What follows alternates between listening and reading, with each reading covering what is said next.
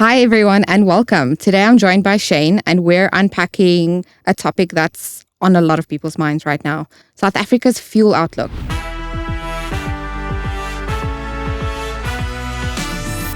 Shane has been getting plenty of questions about what's happening in the market, so today we're going to break it down into three key areas. Are we seeing supply disruptions? Are premiums already rising ahead of April? And just how big could the April fuel price increase be? Shane, thanks for joining me. Thanks, Crystal. It's good to be here. So let's start with the first big question. Are we actually seeing supply disruptions? Short answer, we are. We are seeing. It seems like the macro supply chain is okay, but we are quite close to the ground as Gulf Stream. And from where we are seeing disruptions when it comes to bulk fuel supply, to bulk fuel customers. And we are seeing some disruption in terms of motorists getting fuel at service stations. It's not the kind of disruption that should lead to panic buying, let me make that clear. But we are finding that in certain instances, motorists may have to go from one service station to the next to access fuel. So when people hear supply disruptions, the immediate fear is that the country is going to run out of the fuel. You're saying that's not where we are. We're not going to run out of fuel. I think from that perspective, we're pretty safe. So I don't foresee a run dry scenario. But I do foresee, and we are seeing a scenario where sometimes people don't get fuel where their preference may be. Okay, let's move to the second question. Are premiums on products like diesel already rising before April? Yeah, we're seeing some of that as well. We are seeing some of that come through. And what's driving that pressure right now? Well, what's happening is suppliers are currently buying at a higher price. So diesel, for example, is a non-regulated product. So you can actually sell diesel for any price you want to. So we're seeing some of that come through at service stations. Depending on what side of the line you sit, it could be looked at as unfortunate. But we are seeing some of that come through as well. And we're seeing some of the bigger suppliers also raise prices in the market. So for the customers and businesses trying to plan ahead, what should they expect between now and April? Between now and April, navigate the supply environment and I guess brace for impact in terms of the fuel price increase that's coming through. It's going to be big. Third question, the one that everyone is asking. You said it will be big. How big could the fuel price increase be? Like, how big could it actually Without be? government intervention, it's going to be the biggest fuel price we've ever seen certainly in my 35 years in the petroleum industry in South Africa. I think it's going to be the biggest we've ever seen. We look at the fuel price not pretty much every day. Can you tell us what kind of increase could we potentially be looking at? When we look at the under recoveries, we are probably looking at as much as 5 to 6 rand a litre on petrol, around 10 rand a litre on diesel, and probably as much as about 12 rand a litre on paraffin. Is there anything that can soften that kind of increase? As I said before, without government intervention, those are probably the numbers we're going to see. So the government intervened in 2022 where they subsidized the fuel levy by 1.50 rand a litre. I think they did that for about 2 months. But bear in mind, subsidizing the fuel levy is a very expensive exercise. But there is going to be a question of affordability, just given where we are in South Africa. That leads us nicely into a couple of quick fire questions that I have set up. Yeah. Because there's a lot of misinformation out there, and I think people in the fuel industry need to start clearing that up. Mm-hmm. First one, if fuel is such a big issue, why does South Africa import fuel? Why don't we just refine our own? Because we don't have the stuff ourselves. So when we look under our feet, we don't see crude oil or finished product for that matter. So if you need it, you have to buy it on the international market. And if you're buying something like crude on the international market, it's priced in US dollars. So you are exposed to the price of crude and you're also exposed to the rand-dollar exchange rate. So then the obvious follow-up is, why not just build more refineries? So refineries need crude oil anyway as feedstock in order to produce petrol and diesel. So you still have an issue where you are exposed on the international market. But building refineries costs a lot of money. And for that you need investors. And investors want a return on their investment. And in most cases, investors are not going to be happy to invest unless there is predictability in terms of that return that they could make on the investment. And I just don't think the South African economy as it is today is conducive to investors coming in and investing in refineries. If it was, they probably would have done so. Also remember, you have these mega refineries across the world. I mean, we had a refinery, I think Sapref was the biggest refinery in South Africa. It could produce about 180,000 barrels a day. We have refineries now globally that can do almost 1 million barrels a day. So you have economies of scale, newer refineries, you have cleaner fuels being produced at those refineries. Very difficult to compete with refineries like that when those refineries are also closer to the crude source than our refineries would be, considering that there's no crude anywhere near us that we know of. In saying that, though, people do often still point to Secunda. A lot of people say Sasol can just supply everyone. They say that because Sasol makes fuel out of coal. Well, they're capable of doing it. They have the technology. But the amount of fuel that they produce is not nearly enough to sustain South Africa.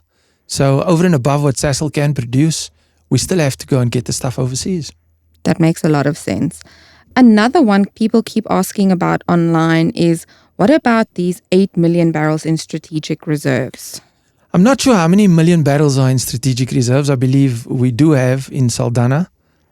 Remember, crude oil needs to be refined. So it's not a short-term fix to get crude refined to produce the petrol and diesel that the economy needs. So in that case, we're not talking about weeks. We're probably talking about months. I believe we do have some reserves, so perhaps it's something that can help us down the line.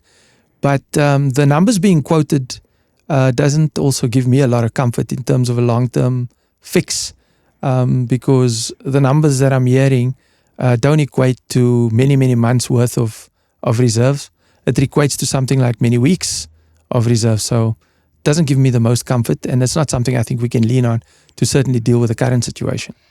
That's exactly it, because something that you did mention to me before is that those reserves exist for emergencies and definitely not for routine price control.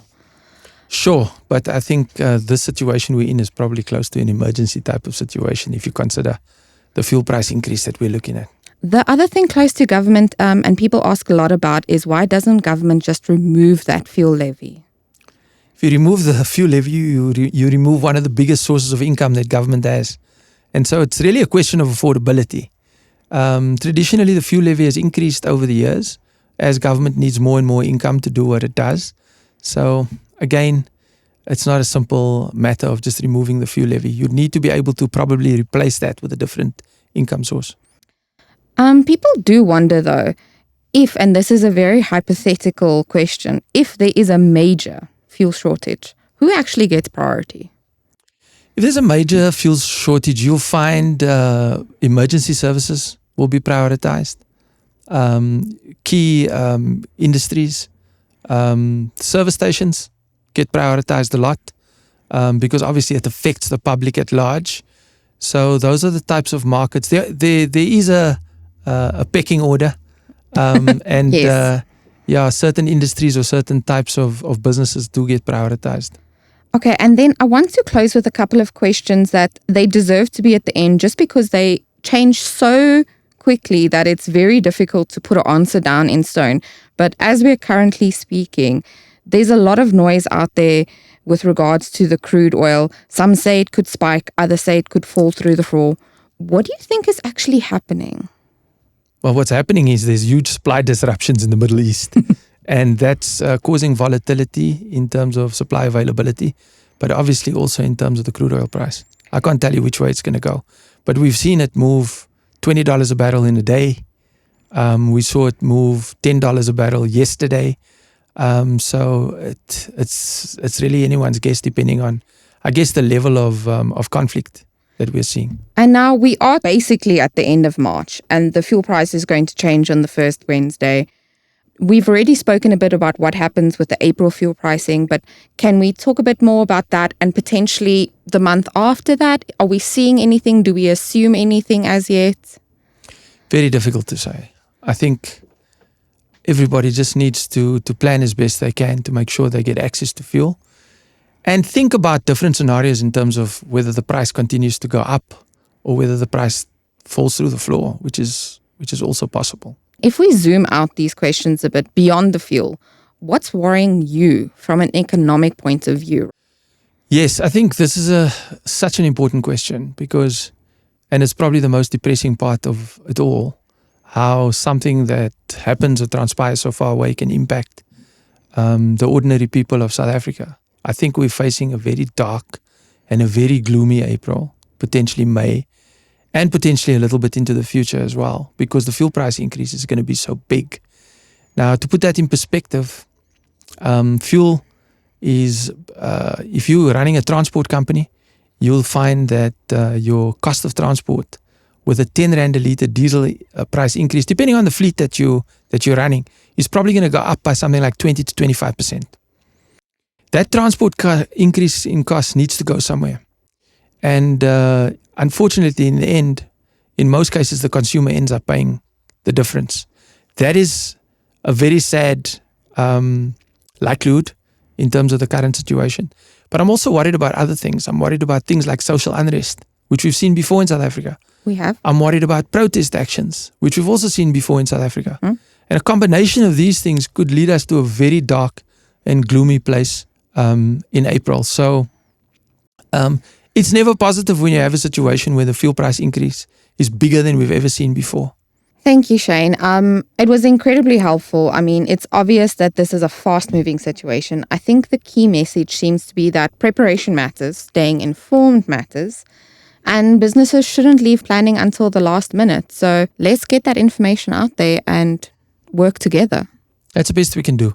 Scenario plan as much as possible. We don't know which way it's going.